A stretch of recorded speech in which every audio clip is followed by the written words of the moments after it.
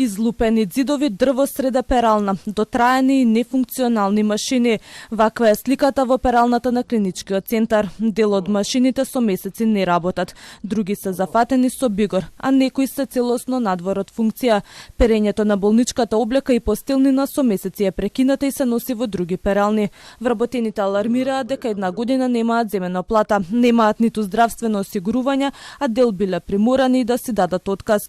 Кога беше ковидот, сите клиники што имаше инфективна не переше тука, кардиологија, сите клиники ги донесоа беше тука, сите се разболевме.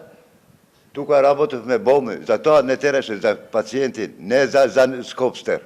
Со болна жена сум. Најлоша диагноза има. Не можем на лекар да ја носиме. Сите сме без здравство. Целата работа, парите што не ги дават. Ајде ќе дадеме овој месец, ќе биде ќе префал некој динар. Ми даваат на рака, да, чисто еден динар дале. Нема и каде ако за кафе. Колку да идеш на работа? Ние останавме на улица, без работа и без плата. Бевме кај директорот на заеднички служби, ни ветија дека ќе се среди за брзо време, од тоа нема ништо. За еден штраф го стае машината да пропадне. Не може да земат еден штраф без парице. Тоа не донесува до пропаст.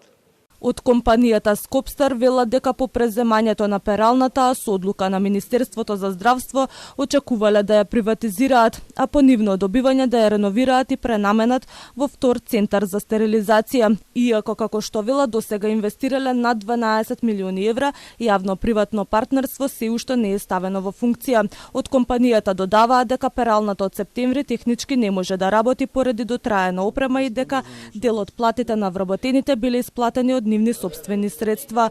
Со оглед дека јавното приватно партнерство не започна да функционира, во септември со допис започнавме процедура за истапување од договорот за соработка и обврските за извршување на услугите за перење, сушење и пеглање на операцијски, болнички и персоналски веш и дистрибуција на истиот, кои произлегуваат од тој договор да бидат преземени и пренесени за понатамошно извршување на услугите од страна на ЈЗУ, заеднички служби или друг субјект, заедно со сите вработени и опрема, без никаков надомест спрема Скопстер за таквиот пренос.